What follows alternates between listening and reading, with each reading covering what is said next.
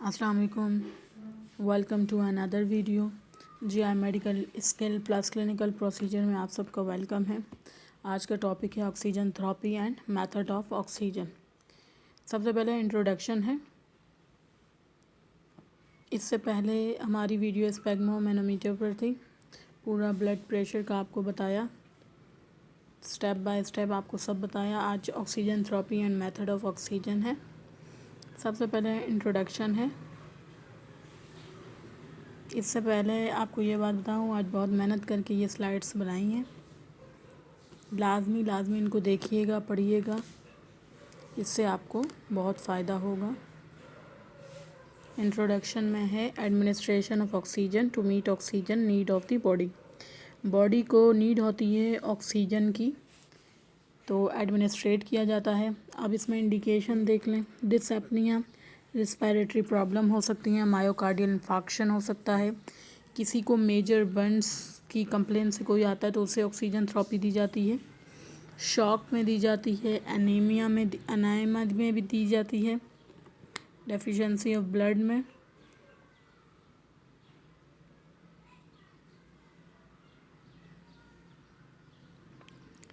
इसके बाद method of oxygen administration है।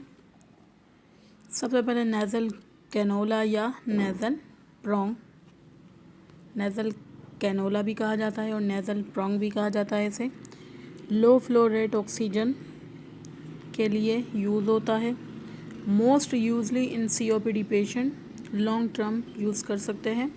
फ्लो रेट जो इसका है 1 to 6 लीटर पर मिनट है। ऑक्सीजन कंसंट्रेशन 24 to 44 है। नेक्स्ट नेज़ल कैथेटर है। नेज़ल कैथेटर, इस पिक में आपको सही से समझ आ रहा होगा कि नेज़ल कैथेटर किस तरीके से पेशेंट को इंसर्ट किया जाता है। Nasal catheter most common method है, यूज़ होता है हॉस्पिटल में। पीडियाट्रिक में इसका यूज़ ज़्यादा है as compare to adult. Change करनी पड़ती है इसकी position every 8 hours opposite nostrils में। मगर अगर राइट नॉस्ट्रिल में है तो 8 आवर बाद लेफ़्ट नॉस्ट्रिल में इसे इंसर्ट किया जाएगा। फ्लो रेट इसका 1.6 लीटर पर मिनट है, इसीलिए ये पीडियाट्रिक में ज़्यादा यूज़ किया जाता है। कंसंट्रेशन ऑफ ऑक्सीजन इसकी 24 to 44% है, same as nasal prong. Highlight किया हुआ है फ्रोजी मार्कर से। नेक्स्ट हमारे पास है face masks. Face masks, there are 4 types of face masks use: simple face masks, partial face masks, non rebreather masks and venturi masks. सबसे पहले सिंपल फेज मार्क्स है। राइट साइड की जो पिक है उसमें मेटल पीस होता है, यहाँ नोज़ की जानिब कंफर्म्स करता है शेप को, नोज़ की शेप को बनाता है ताकि ऑक्सीजन जो है वो बाहर वेस्ट ना हो। एक्सलेशन पोर्ट्स होते हैं, इसमें स्टाप्स होती है। फ्रॉम ऑक्सीजन सोर्स है, क्योंकि यही अटैच होता है ऑक्सीजन से। शॉर्ट टर्म यूज़ किया जाता है ये इमरजेंसी में। फ्लो रेट इसका 5 to 8 लीटर पर मिनट है। ऑक्सीजन कंसंट्रेशन 40 to 60% है। Minimum flow rate is 5 litre.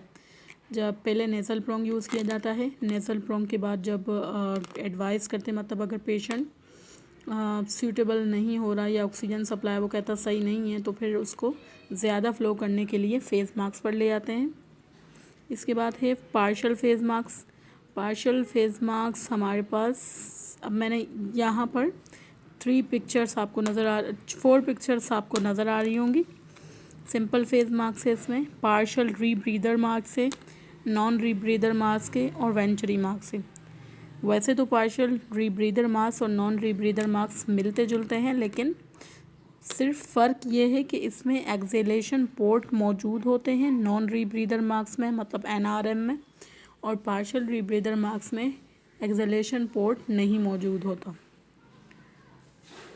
अब पार्शियल फेज मार्क जो है वो mask with reservoir bag which allow third part of exhale air to breath, मतलब इस आप जो एक्सेल करते हैं उसमें से आपका तीसरा हिस्सा जो है ना, तीसरा हिस्सा जो होता है एक्सेल एयर का, वो बाहर होगा। फ्लो रेट इसका है 6 to 15 लीटर पर मिनट। और फ्लो रेट इसका 16 to 15 लीटर पर मिनट है। ऑक्सीजन कंसनट्रेशन 17 to 80% है। ऑक्सीजन कंसनट्रेशन इसमें 70 to 80% दी जाती। 80% इसलिए जाती क्योंकि इसके अंदर एक्सहेलेशन पोर्ट नहीं है। नेक्स्ट हमारे पास है नॉन रीब्रीदर मास्क। इसे NRM में यूज़ किया जाता है। ये ज़्यादा कोविड के पेशेंट में अब यूज़ की गई है। वैसे ये यूज़ होती है, लेकिन फेस मास्क, पार्शल मास्क ये ज़्यादा यूज़ होते थे। लेकिन जब से कोविड आया है तो NRM का यूज़ ज़्यादा हो गया है। नॉन रीब्रीदर मास्क ज़्यादा यूज़ किया जाता है। इसमें एक्सपायरेशन वॉल्स यूनिडायरेक्शनल होते हैं, दोनों जानिब होते हैं। ओडोनेजल फेस मास्क भी इसे कहा जाता है। ऑक्सीजन फिलिंग जो लाइन है वो इसमें मौजूद होती है। इंस्पायरेशन वॉल्व इसमें मौजूद होता है और ऑक्सीजन रिजर्वायर बैग होता है। ये प्लास्टिक का मास्क होता है विद रिजर्वायर बैग होता है। It consist to one way valve which prevent room air and exhale air into bag. ये प्रिवेंट करता है रूम एयर को एंड एक्सेल करता है बैग में। एक्सेल करता है बाहर, लेकिन जो रूम एयर है हमारी वो वापस जो एक्सेल हुई हुई होती है वो बैग में आ जाती है। नॉन रीब्रीदर मास्क ऑक्सीजन मेथड का highest percentage oxygen concentration delivery system मुहैया करता है। फ्लो रेट इसका 10 to 15 लीटर है। ये 10 लीटर से अबव शुरू होता है। ऑक्सीजन कंसंट्रेशन इसकी 95 to 100% है। वेंचुरी मार्क्स 4 मार्क्स नंबर 4 पर है। इसके डिफरेंट अडाप्टर मौजूद होते हैं।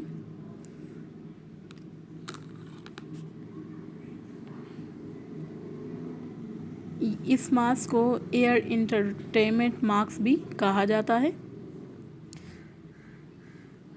एक्सहेलेशन पोर्ट्स इसमें मौजूद होते हैं। एयर इंटरटेनमेंट पोर्ट मौजूद होता है, ये आपको नज़र आ रहा होगा। इंटरटेन करता है रूम एयर को। 100% ऑक्सीजन देता है, लेकिन इसमें आप फिक्स करते हैं, जो फिक्स करते हैं वही ये देता है। ये नोवेबल अडेप्टर होता है। इसमें डिफरेंट कोड्स के अडेप्टर होते हैं। इसमें फ्लेक्सिबल ट्यूब होती है। इनहेल करता है, मिक्सचर करता है 100% ऑक्सीजन रूम एयर को। डिफरेंट कलर कोड हैं। कलर कोड के हिसाब से इनकी मार्किंग की जाती है, ऑक्सीजन मुहैया की जाती है। Most accurate fix oxygen concentration delivery system है। फ्लो रेट इसका 2 to 15 लीटर पर मिनट है। ऑक्सीजन कंसंट्रेशन 24 to 60% है। यूज़ होता है एक्यूट रिस्पायरेटरी डिस्ट्रेस, जिसे नई रिस्पायरेटरी डिस्ट्रेस शुरू हुआ हो, एक्यूट हो। क्रोनिक बहुत पुराना हो जाता है, एक्यूट रिसेंटली होता है। कलर कोड दिए हुए हैं जैसे आपने ऊपर देखे हैं, blue, yellow, white, green, red और पिंक और ऑरेंज। ब्लू कोड आप इस्तेमाल करते हैं जब आपको 2 लीटर पर मिनट देनी होती है, 24% देनी होती है। वाइट 4 लीटर पर मिनट, 28% कंसंट्रेशन होती है ऑक्सीजन की। येलो ऑरेंज आप जब देते हैं जब 6 लीटर पर मिनट हो, 31% प्रोवाइड करता है। येलो 8 लीटर पर मिनट होता है, 35% ऑक्सीजन प्रोवाइड करता है। रेड या पिंक 10 लीटर पर मिनट, 40% ऑक्सीजन प्रोवाइड करता है। ग्रीन 15 लीटर पर मिनट, 60% ऑक्सीजन प्रोवाइड करता है। इसके बाद आ जाता है ऑक्सीजन टेंट पेडियाट्रिक्स। ये पेडियाट्रिक्स में यूज़ होता है, इसे ऑक्सीजन टेंट कहा जाता है। पेडियाट्रिक में यूज़ होता है। फ्लो रेट इसका 10 to 15 लीटर पर मिनट होता है। ऑक्सीजन कंसंट्रेशन 80 to 90% होती है। इसके बाद फेस टेंट आ जाता है। फ्लो रेट है 4 to 8 लीटर पर minute. Oxygen concentration 30 to 50%। Use होता है फेशियल ट्रॉमा में, जैसे किसी की नेज़ल बहुत ब्लीड कर रही है, उसे बहुत सारे ऑब्स्ट्रक्शन का प्रॉब्लम है या कोई, तो उसे फेस टेंट दिया जाता है ताकि उसकी कोई ट्रॉमा वगैरह हुआ है फेस पर तो उससे बचाव भी हो और ऑक्सीजन भी प्रोवाइड होती रहे। इसके बाद ऑक्सीजन हुड आ जाती है। ये ऑक्सीजन हुड आपको पिक्स में नज़र आ रही होगी। A plastic dome that enclose infant head, ये बच्चों में यूज़ होती है, हेड को कवर करती है पेशेंट को। पीडियाट्रिक्स में प्लास्टिक की डोम शेप इनक्लोज होती है। फ्लो रेट इसका होता है 10 to 15 लीटर पर मिनट। इसके बाद आ जाता है transtracheal catheter. A catheter directly inserted into trachea through surgical create track. Catheter directly insert किया जाता है ट्रेकिया से, सर्जिकल क्रिएट किया जाता है ट्रैक से। और कैथेटर इंसर्ट किया जाता है 3rd and 4th tracheal cartilage में। In tracheostomy oxygen can be given by T collar या टी पीस से ऑक्सीजन प्रोवाइड की जाती है। फ्लो रेट है 1 to 4 टू, मतलब 1 का चौथा हिस्सा, एक नंबर ऑक्सीजन का चौथाई हिस्से से लेकर 4 लीटर पर मिनट। ऑक्सीजन कंसनट्रेशन 22 to 45% होती है। ट्रैकियल कार्टिलेज में कट किया जाता है। अब इंसर्जन साइड 3rd और 4th ट्रैकियल कार्टिलेज है। इसके बाद ये tracheal catheter connect track oxygen trachea को दिखाया गया है चेन नेकलेस के दोहरा से भी इसे सेट किया जाता है। नेक्स्ट देखिए, नेबुलाइज़र करवाया जा रहा है। ये बोतल आपको नज़र आ रही होगी सर्किट के साथ। ये कॉलर है, ट्रैकियोस्टोमी कॉलर है। ये पिक दिखाने का मकसद ये है कि कॉलर आपको सही से समझ आ जाए। ये हमारे पास डिफरेंट किस्म के टी पीस हैं 1 and 2। सेकंड पिक्चर में एक मेल नज़र आ रहा है जिस पे टी पीस लिखा हुआ है, सीलिंग कैप के साथ टी पीस लिखा हुआ है। और ये ऊपर वाला ग्रीन कलर में है, ये भी टी पीस है। इसके बाद ऑक्सीजन सिलेंडर, मेन बात तो ऑक्सीजन सिलेंडर की। प्रेशर जो है वो 2200 LB इंच स्क्वायर और 1000 kg inch square pressure pipe में सप्लाई किया जाता है 15 to 16 LBS में किया जाता है। कलर ऑफ सिलेंडर, टॉप जो होता है वो वाइट होता है एंड स्टेम जो होता है वो ब्लैक होता है। ये एक सिलेंडर आपको दिखाया गया है। इसमें लिखा हुआ है oxygen capacity of cylinder is 200 CU feet at 2000 LB per so in pressure at 70 Fahrenheit. Minimum wall 260। ठीक है, ये आपको एक सिलेंडर शो किया गया है। इसकी आपको वैल्यू याद रखनी पड़ेगी, प्रेशर कितना होता है एक सिलेंडर में, ये याद करना पड़ता है। ये आपकी डिफरेंट ऑक्सीजन सिलेंडर्स की पिक्स हैं। इसके बाद ह्यूमिडिफायर वॉल्व बोतल होती हैं, जिसके साथ ऑक्सीजन सप्लाई प्रोवाइड की जाती है। ये ह्यूमिडिफायर वॉल्व बोतल होती हैं। ये प्रिवेंट करती हैं मुकस मेम्ब्रेन को ड्राइंग होने से, इरिटेशन नहीं होती पेशेंट को, and loose thick mucus secretion है वो इजीली एक्सपेक्टोरेशन हो जाता है क्योंकि इसमें वाटर मिक्सअप किया जाता है जो कि ह्यूमिडिफायर करता है पेशेंट को। पेशेंट के ट्रैकिया में जो है वो ज़्यादा बहुत मसला नहीं होता क्योंकि वो बहुत ज़्यादा खुश्क नहीं होता ह्यूमिडिफायर वॉल्व बोतल की वजह से। ये वॉल्व बोतल है जो आपको हॉस्पिटल में नज़र आएगी।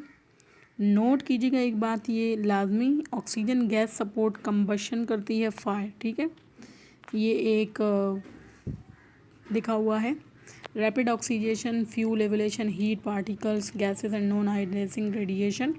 फ्यूल ऑक्सीजन हीट, जहाँ भी हीट होगी मतलब सिगरेट वगैरह वहाँ यूज़ ना की जाए जहाँ ऑक्सीजन की सप्लाई हो, क्योंकि ये फिर बहुत नुकसानदेह हो सकती है। अक्सर आपने पढ़ा होगा पेट्रोल पंप वगैरह आप जैसी जगहों पर जाते हैं तो वहाँ पर स्मोकिंग मना है, इसी वजह से, क्योंकि वहाँ आग वगैरह लगने के चांसेस होते हैं। इसी तरह हॉस्पिटल में भी ऑक्सीजन सप्लाई के करीब फायर